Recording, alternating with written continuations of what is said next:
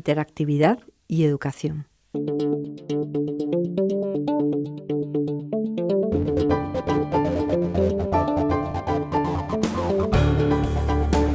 En tiempos caracterizados por el caos, la complejidad, la incertidumbre, la convergencia de medios tecnológicos, la integración de lenguajes y el uso de narrativas no lineales, la escuela no puede permanecer al margen.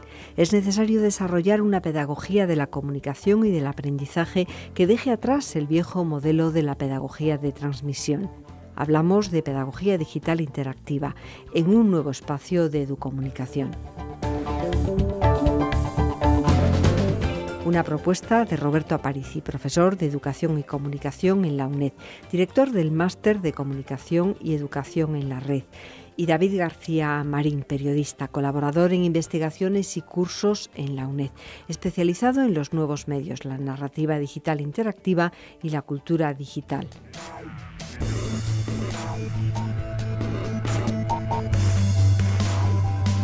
Roberto Aparici.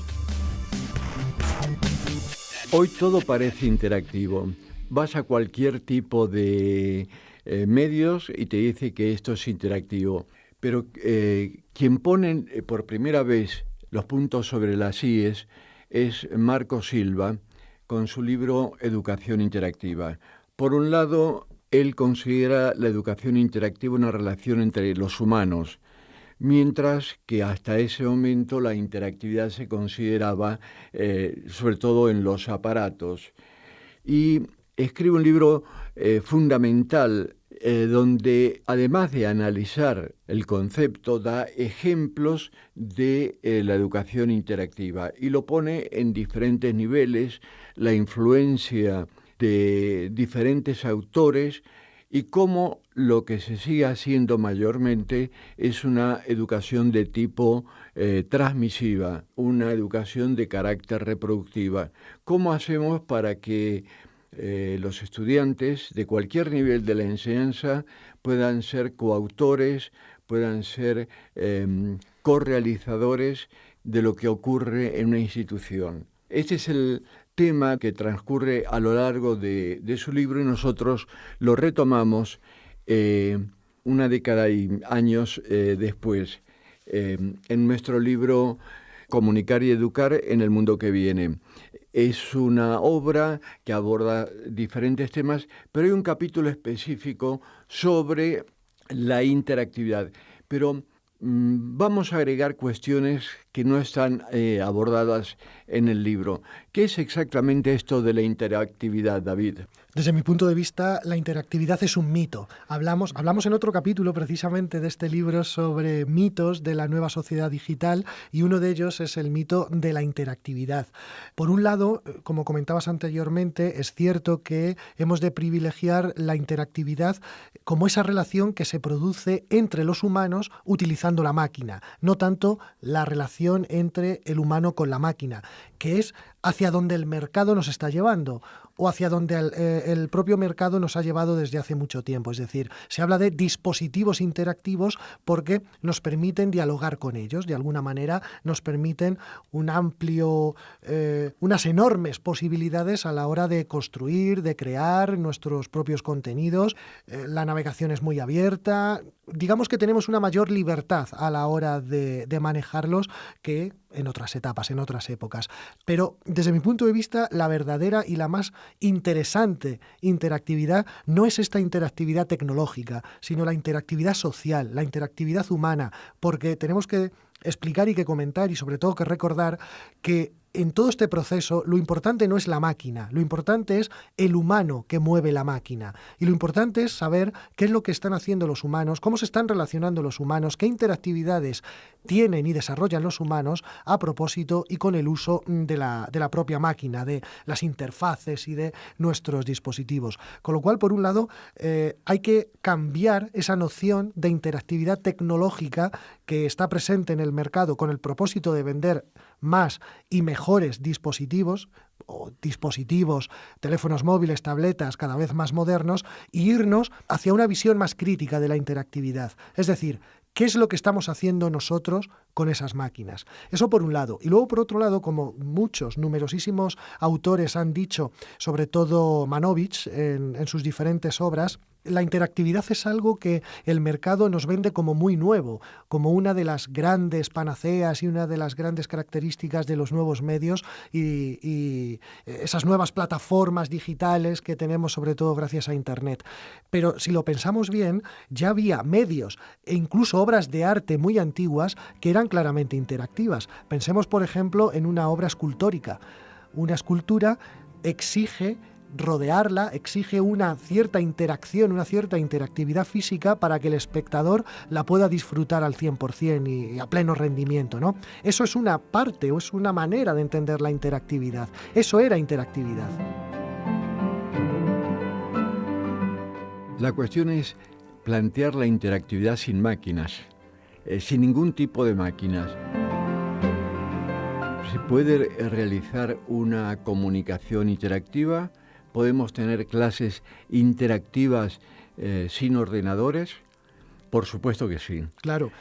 Para eso es necesario pensar una concepción de la comunicación de otra naturaleza que no se base en paradigmas funcionalistas donde hay emisores y donde hay receptores, y es necesario pensar en un grupo donde todos potencialmente son emisores. A raíz de eso, con Marco Silva, creamos los esbozos de una teoría que llamamos feed-feed, es decir, superar la división emisor-receptor para que toda la gente, en la medida de sus posibilidades, puedan ser emisores.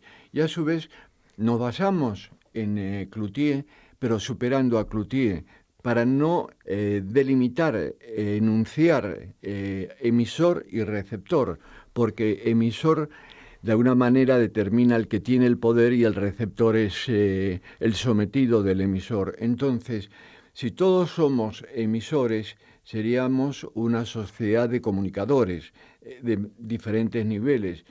En este caso, sin tecnología se puede desarrollar una visión casi autoral de cada y potenciar el talento individual de cada persona. En estos momentos ni la escuela, ni los institutos, ni las universidades potencian el talento.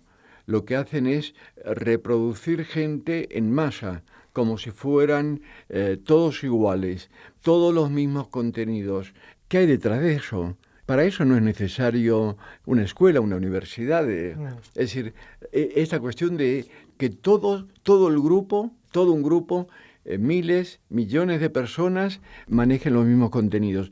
Es de alguna manera un control social a través de contenidos homogéneos a escala mundial. Porque por un lado está la cuestión del desarrollo humano, del conocimiento humano, el conocimiento científico, y por otro lado, ciertas cuestiones que están superadas están inmersas hoy mismo en los contenidos de los diferentes niveles educativos. Efectivamente, Roberto, un aula de Mirex es un aula interactiva, es un aula donde todos tienen su propia voz. Es un aula donde todos tienen una voz, donde se construye, vamos a decirlo así, colaborativamente o compartidamente el conocimiento. Hablabas anteriormente del modelo feed-feed. Yo creo que debemos de potenciar y sobre todo de centrarnos en este modelo, porque normalmente las teorías funcionalistas nos han hablado de esa capacidad del receptor de, pues contestar al emisor de alguna manera, ¿no? Y se utilizó un término, la retroalimentación, el feedback, con el propósito de caracterizar o de definir esta labor un poco activa de constructor de mensajes del receptor. Hay que decir una cosa, el feedback no es otra cosa sino un mensaje de refuerzo de la teoría de los emisores. No es darle voz verdadera, más allá de la mera reproducción de mensajes, a el sujeto. En este caso tenemos que virar, tenemos que cambiar y tenemos que saltar del modelo del feedback, que es un modelo reproductivo, que es un modelo de la repetición, al feed-feed, es decir, yo alimento también a este proceso comunicativo, yo alimento también a este proceso educativo con mis propias ideas y con mis propios conocimientos.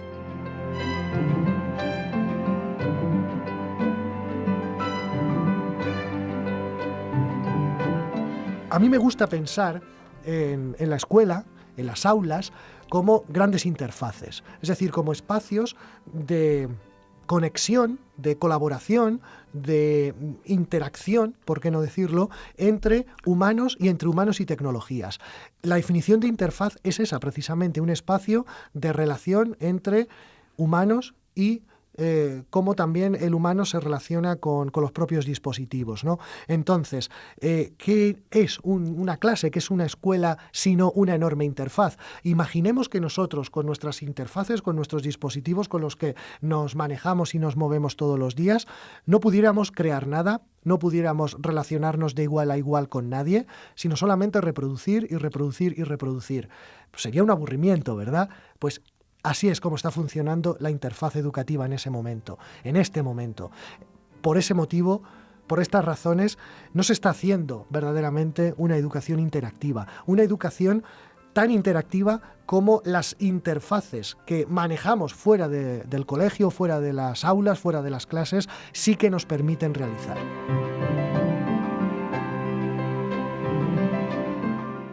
Hay una cosa que es... una profesora o un profesor difícilmente acepte que sus alumnos sean autores, que descubran universos o descubran mundos, otras dimensiones. Pero eso es posible, no es una fantasía. Depende de cada docente, pero depende a su vez del sistema. Es decir, un profesor o una profesora puede acercar las ideas básicas, pero ¿cómo traspasamos ese tipo de niveles? En algunos institutos, en algunos centros escolares, se está practicando, se está haciendo otro tipo de educación, no la que nos formaron y deformaron a nosotros, y no la que están formando y deformando a la mayoría de los estudiantes. Hay una corriente que piensa y organiza la comunicación de otra manera. No se establece la división de profesor-alumno, aunque haya un profesor, sino que es un grupo que está en continuo, está siempre creando una versión beta de los contenidos. Nunca hay una versión definitiva de los contenidos. Mientras que a nosotros nos enseñaron de manera absoluta y cerrada, se da la pista ahora de que se puede interpretar de diferentes maneras. Mientras nosotros fuimos formados por las teorías funcionalistas, la teoría más o menos en la que se basan estos proyectos es la teoría del caos, donde las cosas acontecen no por azar, sino de diferentes maneras, en diferentes lugares, y pueden modificar unas cosas y otras. Las relaciones de causa y efecto son las que realmente nos han castigado a todos nosotros para dar respuestas simplistas. Hay otra forma de acercarse a la comunicación y a la educación. ¿Cómo lo hacemos interactivos? Buscando otro tipo de respuestas, pero dando la posibilidad. Esto no ocurre mágicamente de un día para el otro. Eso tiene que haber todo un sistema que pueda llevar a modificar lo que está pasando en las aulas.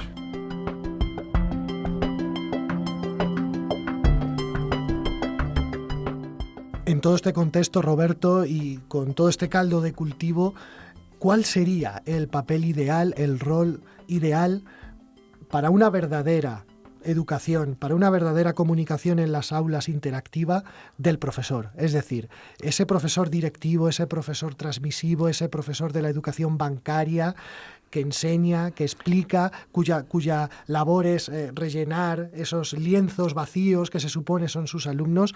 Desde el punto de vista de este tipo de educación, desde estas pedagogías digitales interactivas, no tiene ningún sentido. Tiene que cambiar su papel, tiene que ser un motivador, tiene que ser un mediador de los procesos de enseñanza-aprendizaje, tiene que ser un facilitador, tiene que ser un potenciador, tiene que ser alguien que cree un espacio verdaderamente democrático donde haya relaciones no jerárquicas, donde haya relaciones no horizontales, y cambiar la lógica de la clase presencial hacia la lógica vamos a decirlo así, del laboratorio. Yo creo mucho en estas pedagogías que se basan en el descubrimiento, que se basan en el funcionamiento de los laboratorios. ¿Qué es lo que se hace en un laboratorio? En un laboratorio se prueba. En un laboratorio uno se equivoca muchas veces y esa equivocación no es penalizada, como sí sucede en el modelo educativo tradicional o que durante el siglo XIX y el siglo XX y que todavía sigue siendo mayoritario.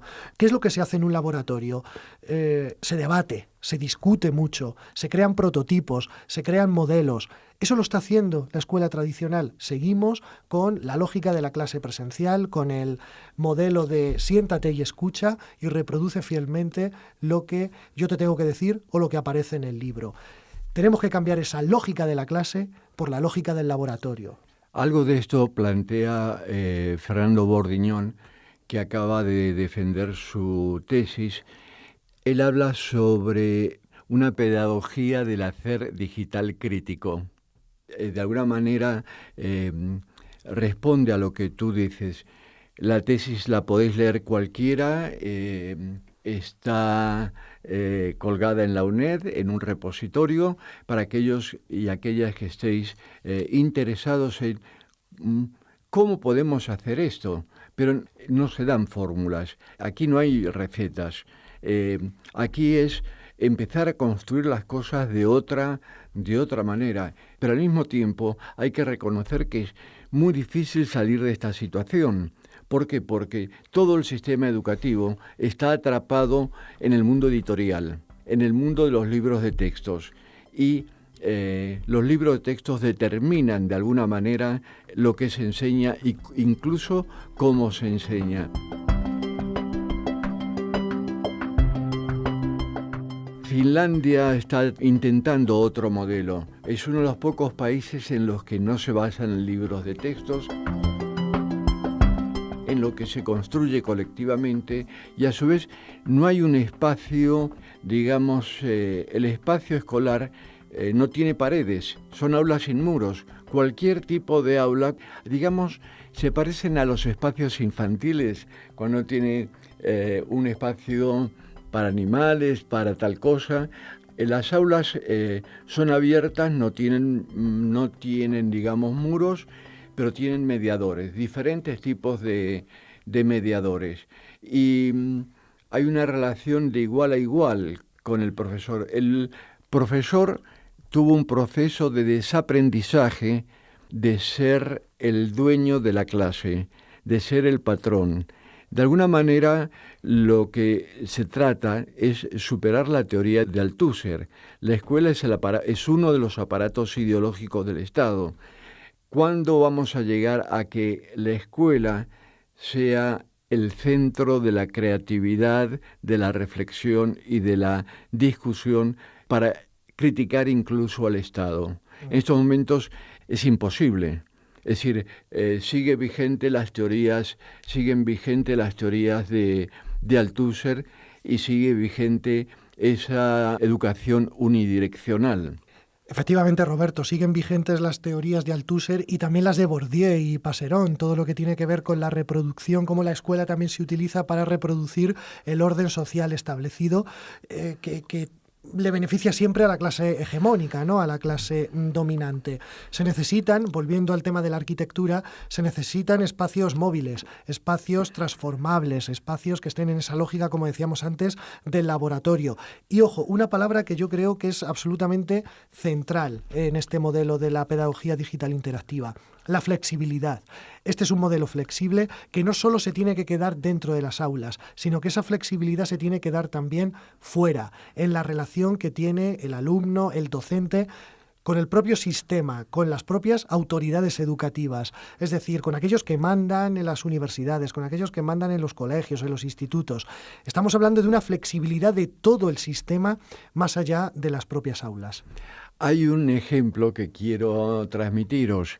Ocurre en una asignatura de nuestra universidad en Comunicación y Educación. Es una asignatura planificada de manera no lineal, de manera constructivista. El propio alumnado va construyendo contenidos, va buscando determinado tipo de cuestiones, crean un libro a lo largo del curso. Por un lado hay un grupo de estudiantes deseosos de seguir, de descubrir que hay otra forma de aprender. Pero hay otro grupo de estudiantes que solicita la enseñanza tradicional, que no pueden hacerlo. ¿Qué haces en este caso? Por un lado, no puedes obligar, si estás en una educación abierta, libertaria, que todo el mundo haga el modelo abierto, el modelo de coautoría, darle la posibilidad a seguir el patrón tradicional. Y ellos piden, por favor, que ellos quieren memorizar, que ellos quieren reproducir lo que dicen los libros. Es decir, aunque es una minoría, hay que tener presente que el sistema los marcó de una determinada manera para ser como clones. Es decir, no pueden escapar por más que lo intentes. Todo el sistema, si estuviera planteado de otra manera, por supuesto que tendríamos alumnos creativos, pero tengamos en cuenta que hay una parte de los estudiantes que han sido formateados para reproducir más de lo mismo.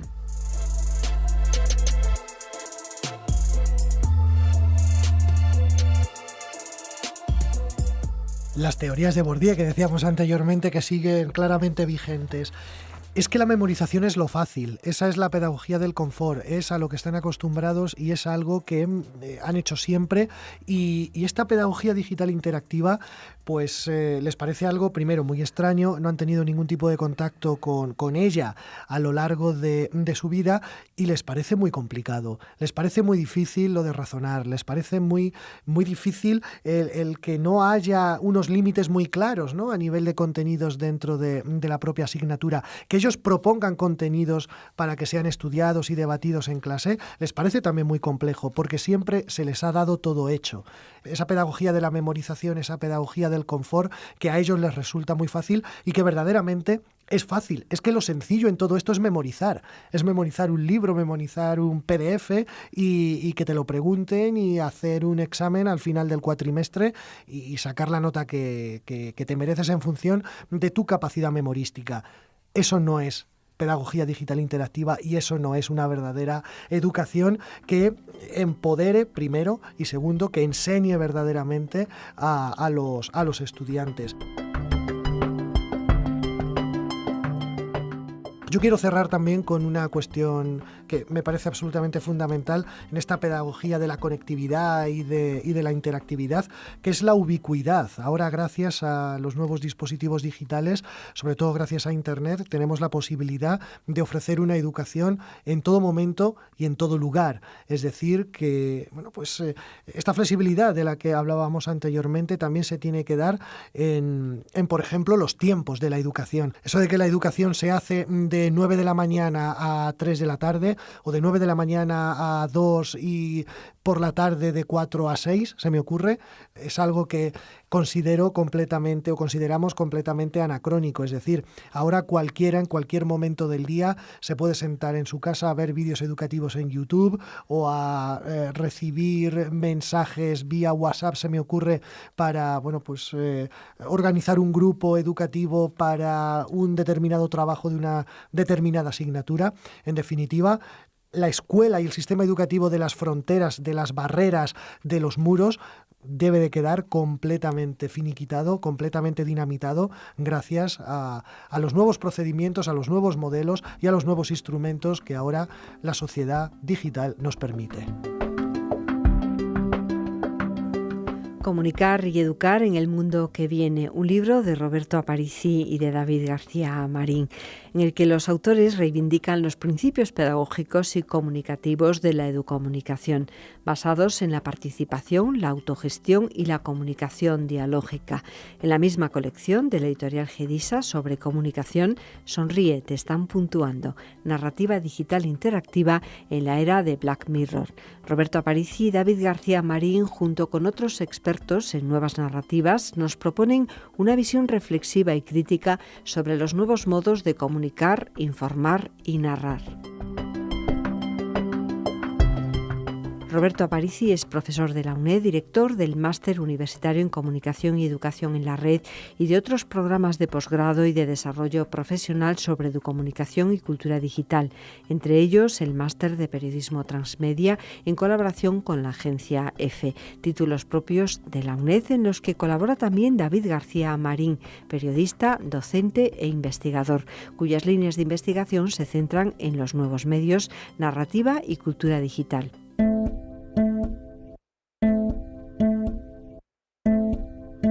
Sin distancias. canal.uned.es